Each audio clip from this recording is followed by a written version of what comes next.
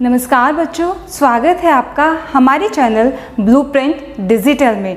दोस्तों, मैं तोशी चौधरी और हम पढ़ रहे थे समाकलन, जिसमें हमने शुरू किया था प्रतिस्थापन द्वारा समाकलन। आज हम इसी को जारी रखते हुए कुछ अलग प्रकार के समाकलनों के बारे में पढ़ेंगे जो इसी पर आधारित हैं। लेकिन उससे पहले मैं आपसे बता देना चाहती हूँ कि अगर आपने अभी तक हमारे चैनल को सब्सक्राइब नहीं किया है तो सब्सक्राइब कर लें और बेल आइकन को प्रेस करना ना भूलें, ताकि हमारी सारी वीडियोस के नोटिफिकेशन आप तक टाइमली पहुँचते रहें। चलिए हम स्टार्ट करते हैं हमारी आज की क्लास। बच्चों, पहली क्लास में हमने प्रतिस्थापन द्वारा समाकलन शुरू किया था और बेसिक्स बताए थे कि प्रतिस्थापन किन किन सिचुएशन में किस तरीके से लगता है। आज ये 4 मेन फॉर्मूले हम पढ़ेंगे। ये आपके मानक समाकलन हैं, ये आपके टिप्स पर होने चाहिए। आपको ये 4 फॉर्मूले याद करने हैं, साथ ही साथ ये भी पता होना चाहिए कि इनका डेरिवेटिव क्या है, कि इनका ये समाकलन की ये वैल्यू आई कैसे है। ठीक है, क्योंकि इनका प्रूफ भी सिलेबस में है।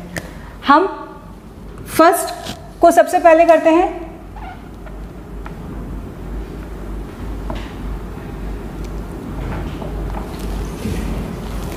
tan x dx। जब हम tan x को समाकलित करेंगे तो हमारा आएगा log of sec x या फिर minus log of cos x।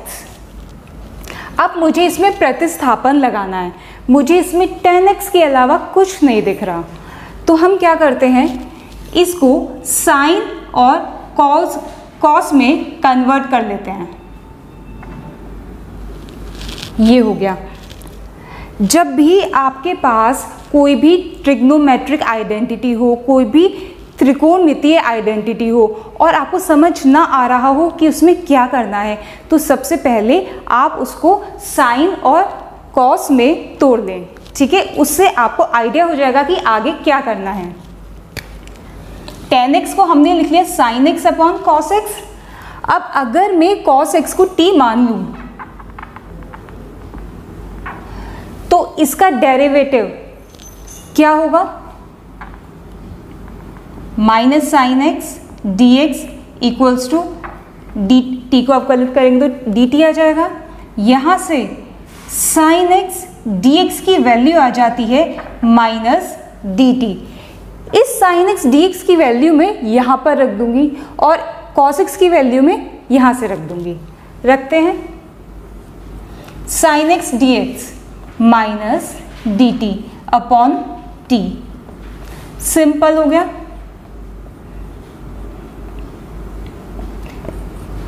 इसको समाकलित करके क्या आएगा, ये लॉग का फॉर्मूला है, log of t plus c. Fine, क्योंकि 1/x का होता है log x, इसलिए 1/t का हो गया log ऑफ t। t की जो एक्चुअल वैल्यू है वो क्या है, cos x प्लस c। हमारा प्रूफ हो गया जो हमें चाहिए था, लेकिन हमारा सेकंड वाला रिजल्ट प्रूफ हुआ है। चलिए हम फर्स्ट वाला भी प्रूफ करते हैं। इसी को थोड़ा आगे बढ़ाइए। लघुगणक की एक प्रॉपर्टी पढ़ी होगी, log m की घात n, घात पहले आ जाती है n log m, या हम इस वाले से ये वाला भी बना सकते हैं। यानी अगर मल्टीपल में कुछ है, इसके मल्टीपल में जो भी है वो इस वेरिएबल की घात में चला जाएगा, या जो भी यह नंबर है उसकी घात में चला जाएगा। जैसे यहाँ पर चला गया n, m की घात में जाके m की घात n हो गया। सिमिलरली जब हम माइनस को यहाँ ले जाएंगे तो हमारा बन जाएगा cos x की पावर माइनस 1, और ये क्या बन गया 1/cos x, और 1/cos x कितना होता है sec x। तो हमारा सेकंड वाला रिजल्ट भी प्रूफ हो गया जो दूसरे वाला था, यानी यहाँ पर जो फर्स्ट नंबर पे लिखा हुआ है। तो इस तरीके से 10x को जब हमने समाकलित किया तो हमारे दोनों रिजल्ट आ गए। आपको ये फॉर्मूले याद भी करने हैं जैसे कि मैंने पहले बताया था, और आपको इनका समाकलन करना भी आना चाहिए। जैसे हमने फर्स्ट को समाकलित किया है, डिट्टो उसी तरीके से सेकंड हो जाएगा cot x। इसमें हम क्या करेंगे, cot को लिख लेंगे cos अपॉन sin और sin x को t मान लेंगे। उसका डेरिवेटिव cos x dx ऊपर रखा होगा और आपका क्वेश्चन देखते ही देखते अपने आप सॉल्व हो जाएगा। फिर भी कोई क्वेरी हो तो आप कमेंट में पूछ सकते हैं, मैं इसको दोबारा करा दूंगी। बट अब हम थर्ड वाले पे चलेंगे, sec x dx, जिसे फर्स्ट और सेकंड बिल्कुल सेम टाइप से समाकलित हो रहे हैं, उसी तरीके से थर्ड और फोर्थ यानी sec x और cosec x को समाकलित करने का भी सेम तरीका है।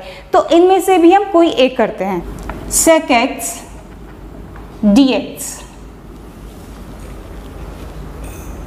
अब अगर मैं इसको साइन और कॉस में कन्वर्ट करूं तो कुछ नहीं होगा, क्यों, हमें क्या मिलेगा 1/cos x dx। इससे कुछ भी नहीं होगा, तो हम क्या करेंगे, यहाँ पर छोटा सा काम हमें करना है। देखिए sec x plus tan x से ऊपर नीचे मल्टीप्लाई कर दीजिए। आपको अभी थोड़ी देर में पता चल जाएगा कि ऐसा हमने क्यों किया है।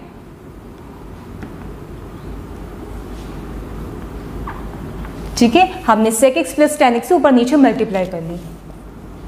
ऊपर क्या बन गया, sec x की इस वाले ब्रैकेट के साथ मल्टीप्लाई होगी तो sec स्क्वायर x, और tan x के साथ होगी तो sec x tan x।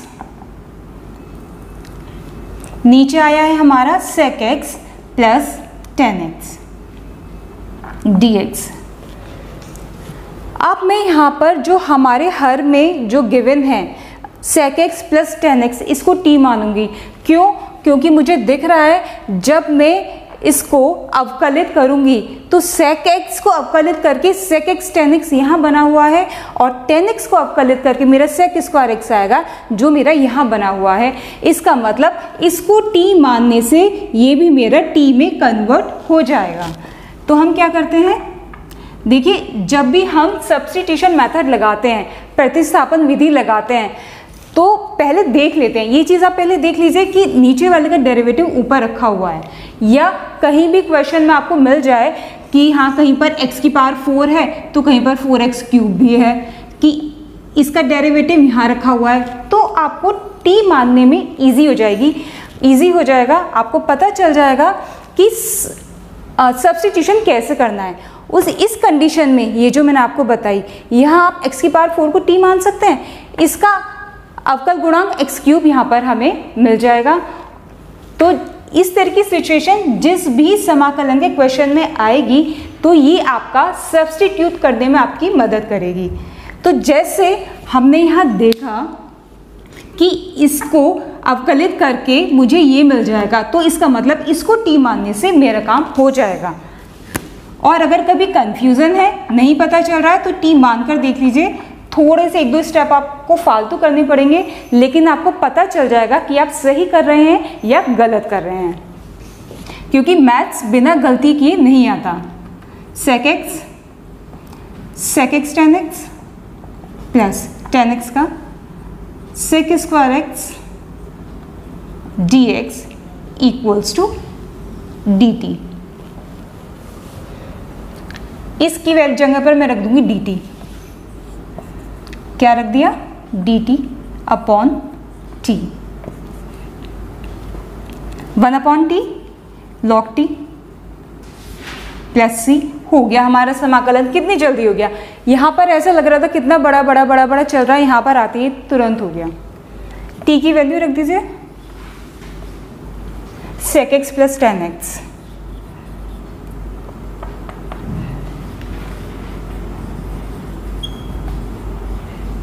और यही इसका समाकल है, देख लीजिए। ठीक है, फर्स्ट पार्ट आ गया। सेकंड पार्ट भी हम इसका प्रूव कर सकते हैं। sec x को जब हम इंटीग्रेट करेंगे तो ये आ जाएगा। अब हमें इससे ये वाला रिजल्ट प्रूव करना है।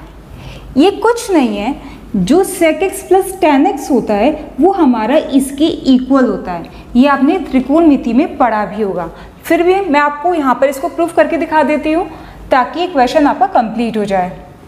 सिर्फ sec x plus tan x को उसके बराबर प्रूफ करना है। चलिए रफली करते हैं। sec x plus tan x, sec x को क्या लिख सकते हैं 1/cos x और tan x को sin x upon cos x। ये हो गया हमारा 1 plus sin x upon cos x। आप जानते हैं sin 90 प्लस थीटा क्या होता है cos थीटा, यानी cos थीटा की प्लेस पर मैं ये लिख सकती हूँ, और cos 90 प्लस थीटा क्या होता है minus sine theta. Sine theta की प्लेस पर हम ये लिख सकते हैं, तो साइन एक्स की प्लेस पर क्या हो जाएगा minus cos pi by 2 plus x. Fine. इसी तरीके से कॉस एक्स की प्लेस पर क्या आ जाएगा sine pi by 2 plus x. हमने ये फॉर्मूला भी पढ़ा है, कॉस 2 थीटा बराबर 1 माइनस 2 साइन स्क्वायर थीटा। यहाँ से साइन 2 साइन स्क्वायर थीटा का मान कितना आ जाएगा 1 माइनस कॉस 2 थीटा। और अगर मुझे केवल साइन स्क्वायर थीटा का मान निकालना हो, नहीं इतना फाइन है, 1 माइनस कॉस 2 थीटा की प्लेस पर मैं लिख सकती हूँ 2 साइन स्क्वायर थीटा। इस वैल्यू को मैं यहाँ पर लिख रही हूँ 1 माइनस कॉस 2 थीटा। ध्यान रखिए यहाँ 2 थीटा है तो यहाँ पर थीटा है, एंगल हाफ है, तो यहाँ कितना हो जाएगा एंगल हाफ हो जाएगा 2 साइन स्क्वायर। एंगल क्या है ये रहा, इस एंगल को आधा कर दीजिए pi by 4 plus x by 2। ठीक है। इसी तरीके से हमने साइन 2 थीटा का फॉर्मूला भी पढ़ा है। ये कॉस 2 थीटा का हो गया, साइन 2 थीटा का है 2 साइन थीटा कॉस थीटा। आप यहां पर लगा दीजिए साइन 2 थीटा, इसको आप 2 थीटा मानिए तो कितना आ जाएगा 2 साइन थीटा। यहाँ एंगल 2 थीटा है, यहाँ पर थीटा है दोनों जगह पर, तो यहाँ पर कौन सा एंगल आएगा इसका आधा, यानी pi by 4 plus x by 2 और cos pi by 4 plus x by 2। एक पार से ये वाला पार्ट कैंसिल, 2 से 2 कैंसिल, ऊपर बचा sine pi by 4 plus x by 2 और नीचे बचा cos pi by 4 plus x by 2। क्या आ गया वैल्यू हमारे पास 10 pi by 4 plus x by 2। क्यों? क्योंकि साइन अपॉन कॉस 10 होता है। अब इसकी वैल्यू क्या आ गई है, ये आ गई है। इसका मतलब अगर मैं इसकी वैल्यू को इस वाली वैल्यू को यहाँ पर रखूंगी तो मुझे क्या मिल जाएगा लॉग ऑफ 10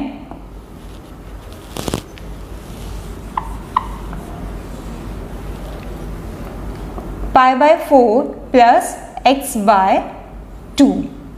और ये प्रूफ हो गया जो हमें करना था। बिल्कुल इसी तरीके से आप ये फोर्थ वाले फॉर्मूले को भी प्रूफ कर सकते हैं। अगर आपके पास कोई क्वेरी है, मैं बार बार रिपीट कर रही हूँ, आपके पास कोई क्वेरी है या ये आपसे सॉल्व नहीं हो रहा है या किसी भी तरह की कोई चीज़ कहीं पर आप अटक रहे हैं तो आप कमेंट में मेंशन कर सकते हैं। मैं पूरी कोशिश करूँगी जल्दी से जल्दी आपकी क्वेरी को सॉल्व करने की और आपकी प्रॉब्लम को सॉल्व करने की। ठीक है, तो फोर्थ वाला आपको खुद करना है। चलिए अब हम इसके ऊपर आधारित कुछ उदाहरण देखते हैं। हमारे पास क्वेश्चन है 1/1 प्लस 10x, जिसको हमें समाकलित करना है। यहाँ पर मुझे कोई भी चीज़ ऐसी नहीं दिख रही है जिसको मैं t मान लूँ। क्यों?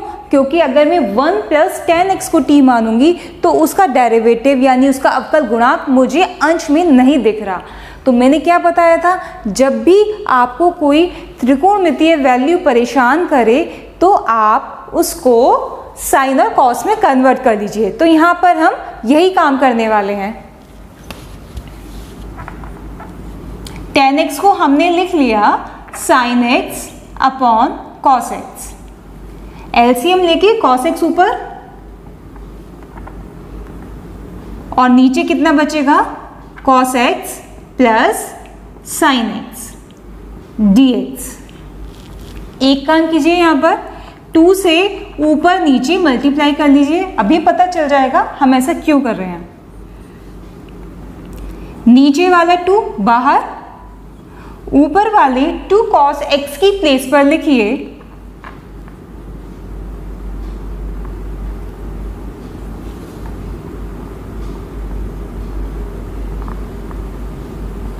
ये लिख लिया हमने। 2 cos x को हमने इस तरीके से लिख लिया, cos x plus sine x, cos x minus sine x, sine से साइन कैंसिल हो गए, वापस हमें वही मिल जाएगा।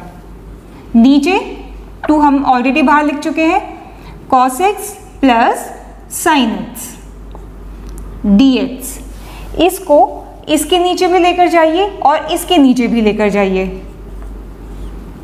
जब इसको इसके नीचे लेकर जाएंगे सेम वैल्यूज है, कट हो जाएंगी, केवल 1 बचेगा dx। इसी तरीके से जब आप इसको सेकंड वाले के नीचे लेकर जाएंगे तो आपको ये वैल्यू मिलेगी।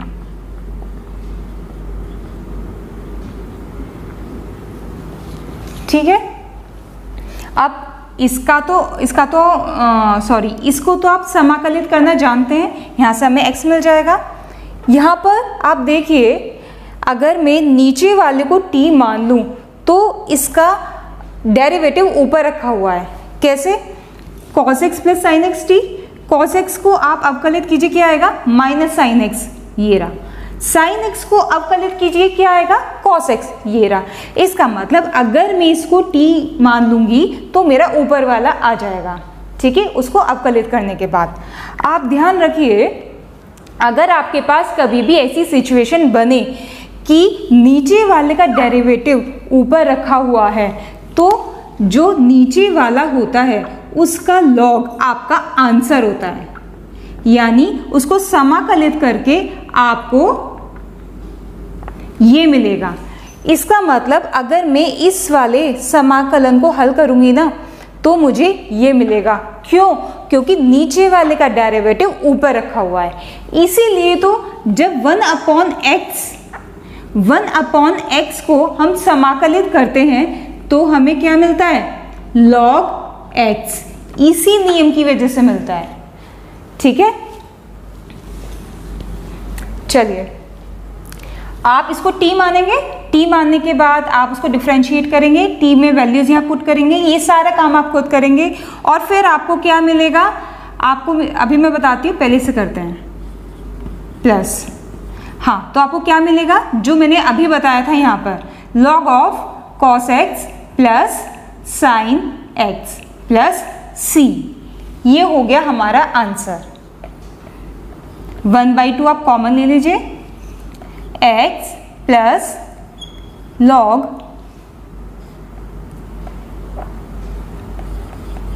cos x plus sine x plus c। Fine. एक छोटा सा एग्जाम्पल और लास्ट में, ये हमारा उदाहरण है। अगर मैं इसको t मानूं तो मुझे क्या मिलेगा, उसको अवकलित करके e की पावर x को अगर मैं अवकलित करूंगी तो e की पावर x, और e की पावर माइनस x को करूंगी तो माइनस e की पावर x। इसका मतलब मुझे इसको अवकलित करके ये मिल रहा है। इसका मतलब इसको समाकलित करके मेरा क्या आना चाहिए, log e की पावर x प्लस e की power minus x plus c, ये आना चाहिए। आप इसको t एज्यूम करेंगे, t मानेंगे और t रखकर इसमें सब्स्टिट्यूट करके प्रतिस्थापन विधि से इसको हल करेंगे और आप देखेंगे कि इसका आंसर ये आया है। इसका मतलब अगर हमारे पास इस फॉर्म में कोई भी फंक्शन है जिसको हमें समाकलित करना है। कैसा है वो? जिसमें डिनोमिनेटर में यानी हर में कोई फंक्शन है, कोई फलन है और ऊपर उसका डेरिवेटिव है, उसका अवकल गुणांक है। तो उसको जब हम समाकलित करेंगे तो हमें नीचे वाले का लॉग, ये हमारा आंसर मिलेगा, ये हमें समाकलन मिलेगा लास्ट में। इसको आप एज ए ट्रिक भी याद रख सकते हैं। हालांकि आपको टी बांधकर उसको पूरा सॉल्व करके एग्जाम में दिखाना होगा, लेकिन आप इसे चेक कर सकते हैं, या फिर अगर ऑप्शनल कोई क्वेश्चन है तो इससे आपका वो जल्दी से हो जाएगा। तो ये एक बहुत अच्छा फॉर्मूला है, आप इसको याद कर लीजिए बहुत अच्छे तरीके से। मैंने यहाँ पर कुछ नहीं किया, मैंने इसको सॉल्व नहीं किया, सॉल्व आप इसको खुद करेंगे। मैंने सिर्फ बता दिया कि इस तरीके से इसका आंसर ये आ जाएगा। और भी है, देखिए मैं एक उदाहरण और लेती हूँ। एक्स क्यूब ई की पावर x4,